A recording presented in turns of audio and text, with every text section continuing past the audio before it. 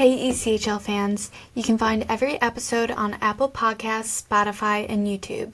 Step into the action with ECHL Ice Level, your front row seat to all things ECHL. Experience the thrill of the game through player interviews and insider updates on the league. Hello everyone, my name is Amanda Aerosmith. And I'm Joe Babick. We are your ECHL Ice Level hosts.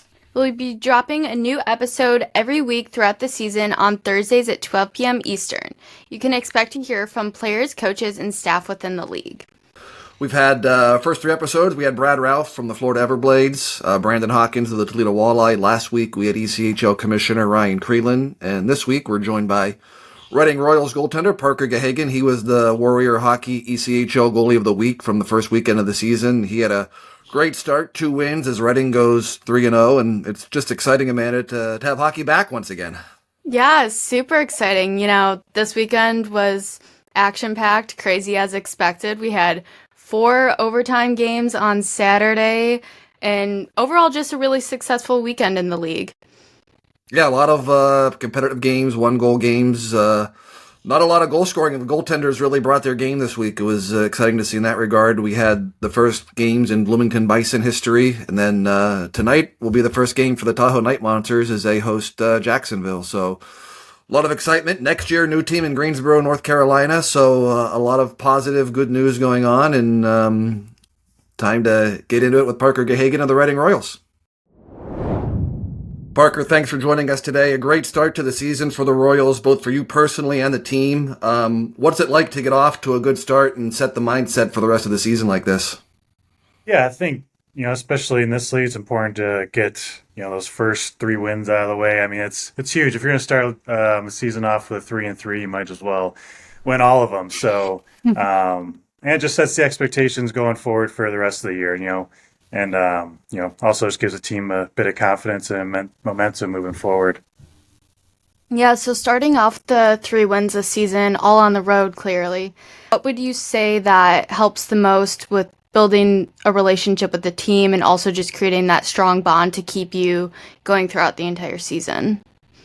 Yeah, I think the road trips are a good opportunity for teams to come together. I mean, you're spending all that time together. You're not going home and going your separate ways every day. So I think that's definitely a good team builder. And then, obviously I think winning just kind of solves everything. Everyone's happier. Everyone's able to joke around a little bit more. So I think that's a big piece of it as well. Obviously it doesn't always happen, but, you definitely have to strive for it. And, I think it definitely helps with that team building.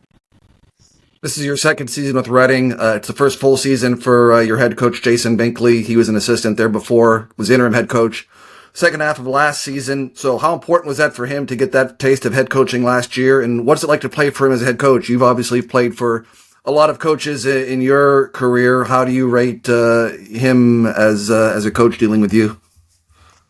Yeah, I think it was important for him to, kind of figure out kind of the coach he wanted to be and kind of figure out his leadership strategy. I think that's important for anyone in a leadership position is kind of feel out the team, feel out the organization. Obviously, it's a much different team this year than is last year. I think we have a very, I think we have a good number of rookies and only a couple of returners. So I think that also kind of helped him going into this year. You're able to kind of create your own culture and kind of figure out like what players you want to bring in. Obviously, you have some say from Lehigh, Philly, like they have those guys come down and but he's able to kind of pick and choose a few of his own guys as well. So I think that definitely helps him kind of formulate the exact culture and the type of game that he wants to see out there. And it's he's a very passionate guy. He definitely loves the game. He's a student of the game, and I just appreciate his enthusiasm and passion on the bench.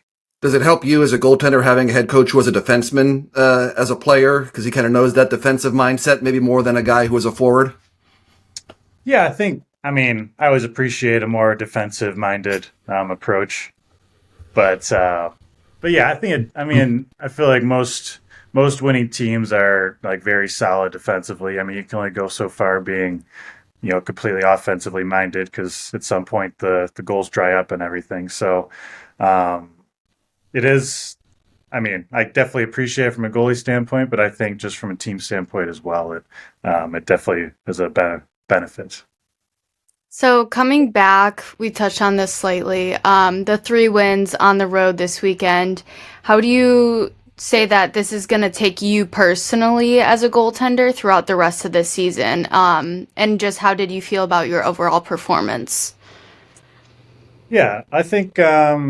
I think the start of the year it's always a bit of an adjustment, especially just going from Flyers camp down to Lehigh's camp, and then here, it's just like a different type of game every time you go level up or down or whatever. So it's a bit of an adjustment, but I thought I played fine. I think I can always play better. So I think as the season goes on, I'll continue to improve, and I think it's just all about timing, just like any sport. You just got to get in a rhythm, get the timing down, and I think as the season goes on, you kind of get more and more comfortable, and you've seen so many shots throughout the season that definitely might even become easier as it goes on, but at the same time, there's definitely different peaks and valleys over the course of the season.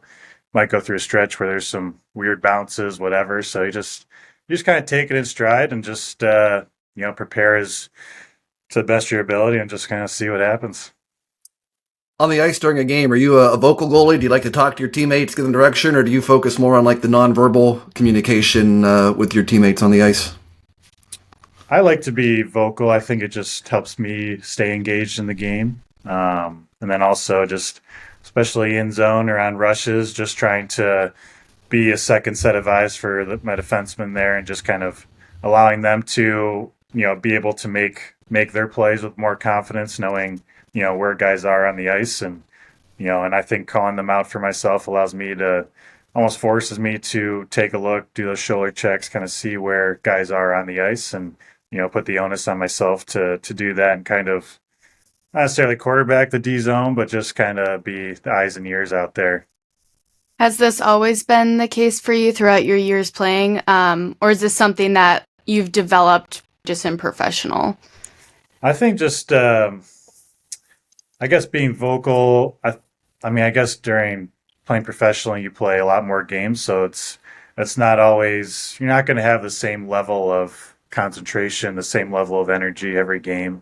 You're gonna basically be working with what you got. So you use different ways to kind of increase that amount of energy, increase that focus in the game. And I find that's one strategy for me that kind of allows me to get more engaged and get to a place where I want to be, mentally and physically. And yeah, it's just one of my strategies. You spent your college career at Army. Does your family have a military background? Did you always plan to or think about going to an academy for school, or did it just kind of work out that way when the time came? Yeah, one of my grandfathers served, but it wasn't. I wouldn't say that was a reasoning behind it. I was just playing juniors, and I had a few college offers to choose from, and they approached me my second year of juniors, and I was like, I've never heard of this place, but I'll look into it.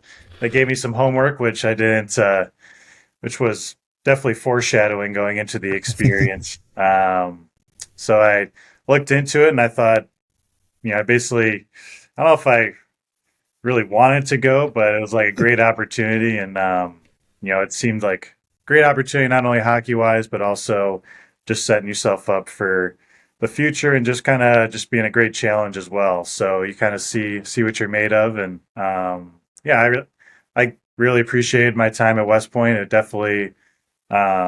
was definitely a tough freshman year just because hockey's probably like third on the food chain. You got you got school where you're getting a wave of homework thrown at you and you don't really know what to do with it. And then also you have like the military aspect, and then you're like, oh yeah, you're supposed to play Division I hockey as well. So so that freshman year was definitely tough, but as you kind of go on, you kind of figure out, how much of that homework you really need to do, like prioritizing your time. Um, it and you're able to kind of compartmentalize a bit better between the military and hockey piece of it. So, um, I definitely gained a greater appreciation for hockey. It definitely allowed me to escape every day and go back to a sense of normalcy for a couple hours every day. Um, so yeah, it was a great experience, and every year you got a little bit more up here, I guess, freedom maybe. Um, and then also hockey wise, like the team kept getting better every year I was there. So by the end of it, it was great. Yeah, so that obviously led into your career starting at the AHL with San Jose. So just walk us through what that experience was like, you know, getting right into professional hockey after college. That's pretty awesome. So just how did that take root for you? What did that path look like? And, were you expecting that? Not expecting it? Tell us all the things. Yeah. Well, that's definitely a story. Hopefully you had enough time, but so I guess. Okay, so was I expecting that? I guess like initially, like making my decision to go to West Point, like playing pro wasn't like at the top of my priority list or Sure. plans. So I'd say once my junior year occurred, like my freshman year I was okay, sophomore year I was fine, but then my junior and senior years I felt like I took pretty big steps and actually got good at hockey. Um, so I think it helped. I had a goalie coach come in, Ryan Hall. I don't, whatever, for whatever reason, we just kind of clicked, as far as whatever he was telling me. And, so that was kind of where I felt like my career kind of turned a bit. And, I was able to have, a lot of success my junior and senior year. And obviously the team got better as well, which helps. Um, and yeah, so my senior year, I was able to, I guess I never actually was able to sign. I had an entry level with San Jose, but the same month I was set to graduate, the policy at the time was that you could like. So I guess I'll backtrack. So after graduating from West Point, you have 5 years active duty, 3 years reserve. And at the time, if you had a professional contract, you could defer all that time to just reserve time. Um, so that's the impression I was going off of going into that graduation month. And then at the start of that month, the policy changed. So you had to do 2 years active duty before you could um, pursue your, I guess, professional athletics. So at that point, I thought, okay, well, I guess my career's over. So that was a good run. But then I was able to, so General Milley, he's obviously he's pretty high up now, but at the time he was chief of staff of the Army. He played hockey at Princeton, so he's a big hockey fan, big supporter of West Point hockey. So he was able to kind of help me figure out just an avenue to continue playing for a little bit. So when I graduated from West Point, I was in the engineers branch, and then I was engineers branch supposed to go to Fort Lewis in Washington, and then I had all that switched to basically try and make the hockey thing work. So I ended up branching Edgerton General, and then I was reporting to Fort Carson in Colorado Springs because we'll get to that. So that summer I went to, you have to do an officer course, it's called Bullock, Basic Officer Leadership Course, for your respective branch. So the reason I switched to that branch was the Bullock was a little bit shorter. It was 3 months compared to 4.5 months for the engineer branch. And that allowed me to kind of get to San Jose a little bit faster. And so went through this training for 3 months. So that started end of July. Meanwhile, I took a week off of that training, went to San Jose's rookie camp, and I was like, I was playing hockey intermittently during this time, but it wasn't much of it wasn't a professional level of hockey, I guess. So first week of September, whenever did San Jose's rookie camp, and then once that training ended, which would have been mid-October. Yeah, about mid-October, I had to fly to Fort Carson in Colorado Springs, kind of like in process to the base. And that's where I joined. It's like the world class athlete program. So that basically allowed soldiers to kind of train for their Olympic sports. And I was able to kind of, I mean, obviously it's more so designed for people playing like track, swimming, those types of sports. Hockey wasn't, I snuck my way in there, I'll say.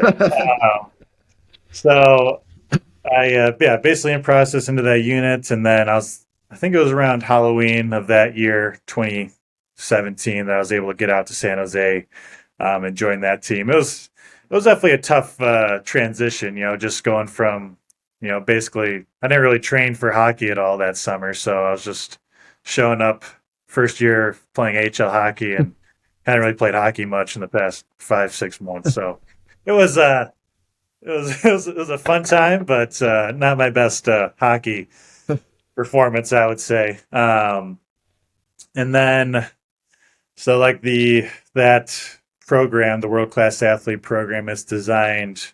It's an Olympic based program, so you're not allowed to be in it more than 3 years out from the next Olympics if you don't make the Olympic team. So 2017, 2018 was the Olympic year, so I didn't get selected for the Olympic team. So in February of 2018, I just had to get up and leave and go do some Army stuff. So I was just a normal Army officer from February 2018 until September 2019. Played a lot of beer league in that time.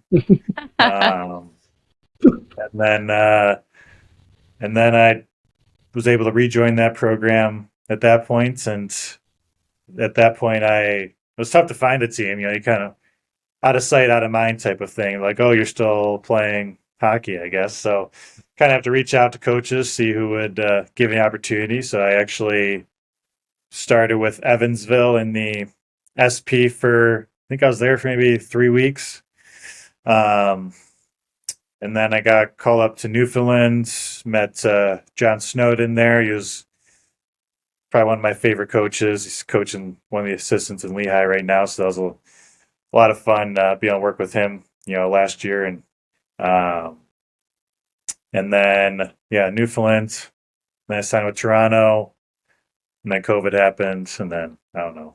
Then I just kind of skipped around some teams for a bit. But I kind of like or my wife likes to call me a volunteer professional hockey player for that period of time, because I wasn't able to get paid by teams just because I was earning my Army salary. So it wasn't until my year with Hartford that I was able to just be a normal professional hockey player. So this is the third year of being a normal one. So yeah.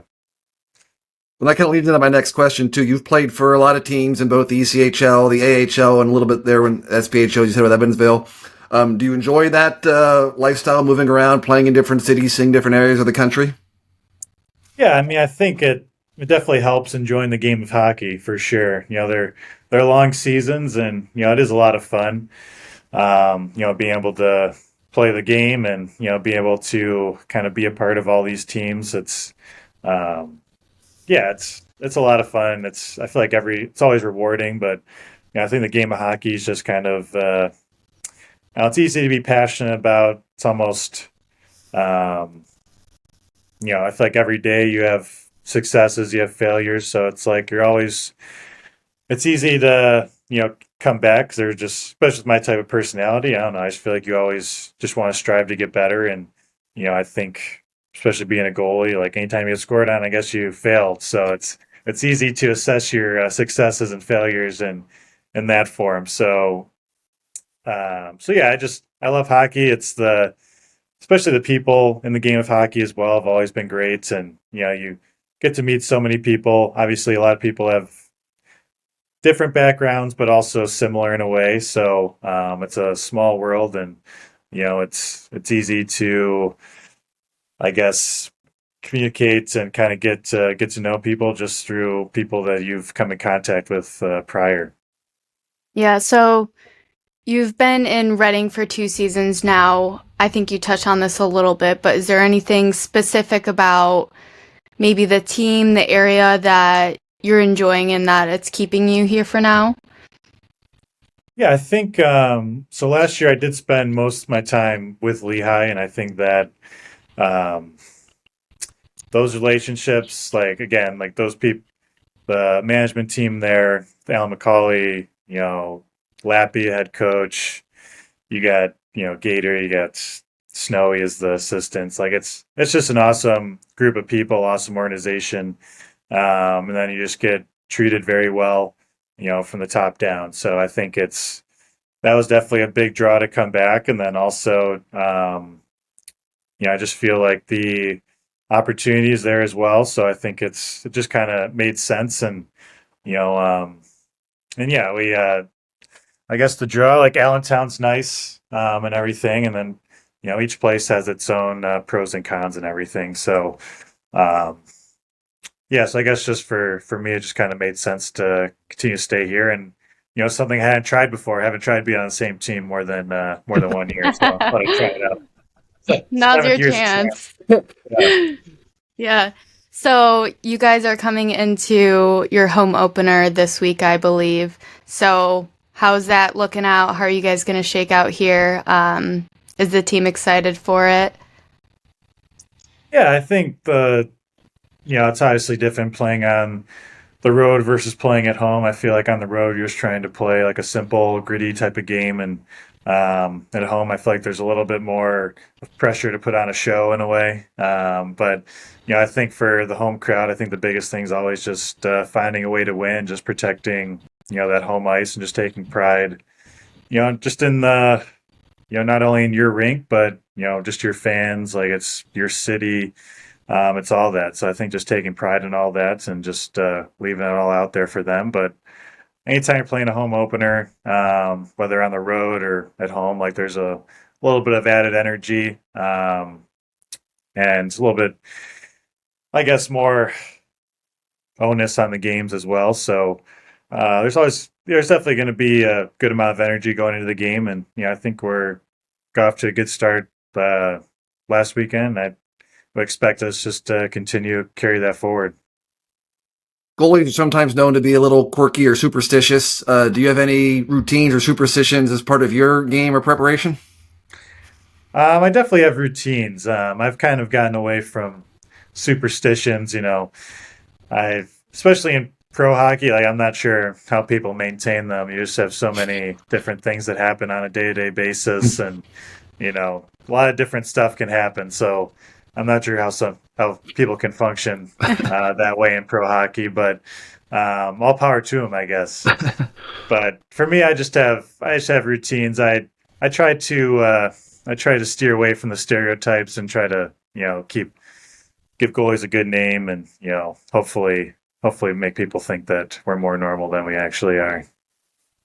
You said you didn't have any superstitions now, but did you have any when you were at West Point or in juniors? Let me think. I remember when I was in high school, I used to carry around like a couple bouncy balls for some reason. Those ones you get out of the machine. Yeah. I have no idea why. Did you juggle them? No? Just bounce around. I mean, I juggle now. I didn't juggle at the time, but I don't carry the 3 lacrosse balls I juggle around with me. I need to bring cargo pants back and be able to carry those around. Right. Awesome. Well, thanks so much for coming on with us today, Parker. We appreciate your time, and we're super excited to see how the rest of the season goes for you in Reading. And yeah, best of luck with everything moving forward. Yeah, appreciate it. Thanks for having me on. All right, a lot of thanks to Parker for joining us. It was great to hear that story he told about how he got to pro hockey after his career at Army. He can write a book probably someday on that, but a lot of fun. So thanks to Parker for joining us. And thank you to listening to today's podcast. We hope you enjoyed it as well. We'll see you all next week. Make sure you like, subscribe, and rate our podcast and follow us on social media at ECHL Hockey on Instagram, Facebook, and TikTok, and ECHL on X.